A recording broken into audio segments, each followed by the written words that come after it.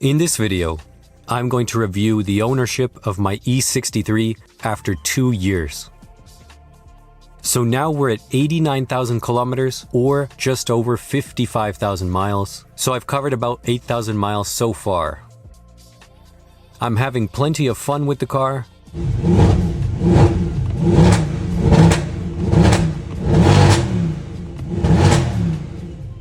It sounds great and handles well for a sedan over 4,000 pounds. It's in the launch spec of palladium silver and black leather just as I wanted. And it's been perfect other than a few things that we'll touch on in this video. So I looked at the ownership cost and last total parts spend for the E63, and it was at around $1,500 at the 6-month mark, and that was in a late 2023 video. That total included ordering a new PCV and intake gaskets, but when I did that job, I also went ahead and preventatively replaced the fuel injectors at that time, which cost $260 US for the OEM Bosch parts. Another issue that emerged in early 2024 was that the left rear shock absorber was developing an oil leak and was making a slight noise coming from that left rear corner. Of course, you could keep driving with this, but I personally can't tolerate little noises or clunks. A new set of genuine rear shocks costs about $2,000. You can get away with the aftermarket R0 air springs, but their shock absorbers are not specified for AMG models on their website. If you want the car to drive like an AMG should with the proper sporting ride and handling, you need the AMG shocks. $2,000 is a lot, so I did give a used set a try. I found a listing online for a set of 2017 CLS63 shock absorbers with 50,000 miles just like my car, and they claim to be tested and working for about $350. These shocks are identical to the ones from this E63 and simply carry a CLS218 part number instead, and a bonus is that they are 6 years newer. I installed these in the car and it rides and handles great. Even inspecting a year later, no oil leaks at all. Then in March 2024, I did an oil change, which was $100 including filter. Again, I'm just changing every year, no matter the mileage, even if it's pretty low, maybe only a few thousand miles. The windshield was hit a few months later and the replacement glass I got was an updated part number with these heating elements for the active high beam assist camera.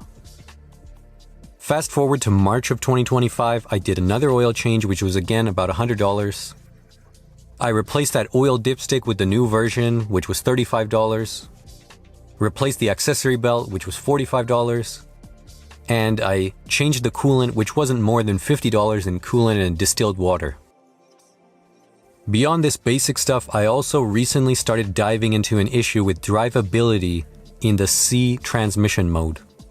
I just feel like the car lugs the engine too much or the engine is not running that smoothly at low RPMs when taking off. In the default C mode, the car starts out in second gear.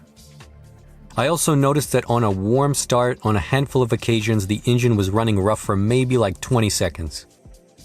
I found this Zentry diagnosis document that went into drivability issues, particularly on the M156 coupled with MCT gearboxes, so this E63 2010-2011 and the C63 from 2012 to 2015.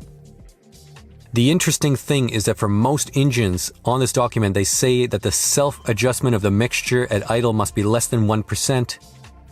But for M156 in 204 and 212 with MCT, they don't necessarily care about mixture, they care about the lambda control or the oxygen sensors. The thing that can cause drivability issues or jerkiness with these cars is the lambda readings being less than 0.9. And this usually is from intake manifold leaks. So running the test on Star Diagnostic, I can see that the primary sensors are in an okay range. Occasionally, I saw it touch 0.9, but not lower. The downstream sensors inside the catalytic converter, though, are jumping around quite a lot at idle, which seems odd to me, particularly that blue line dropping, which is the left side or driver's side. The graph from left to right measures for 60 seconds, and every test I ran saw similar dips. I know that the intake manifold is good on this car as I just did a new PCV and intake gasket and inspected common leak points. When looking at the engine test page, I see that the throttle is around 1 degree and the idle is just over 600 RPM, 630, and the ignition angle is around 11 degrees. If there was an intake leak, particularly on the throttle plate, the throttle would basically be closed, the idle would be high, and the ignition angle could be negative. So my intake is good, and through process of elimination, those oxygen sensors just seem weird. So I went ahead and just replaced all 4 of them using the OEM Bosch sensors costing about $360. I did all of them because you have to remove the exhaust to change the secondary sensors because they are on top of the E63's massive catalytic converters. Anyways, it was pretty fast and easy because I already removed the exhaust from changing the engine mounts before, so I had the new sensors installed pretty quickly. Now, driving the car, this low RPM drivability issue is solved.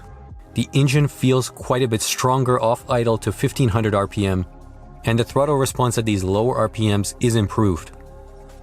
If we check the lambda graphs again, we can see that it's not jumping around but holding steady.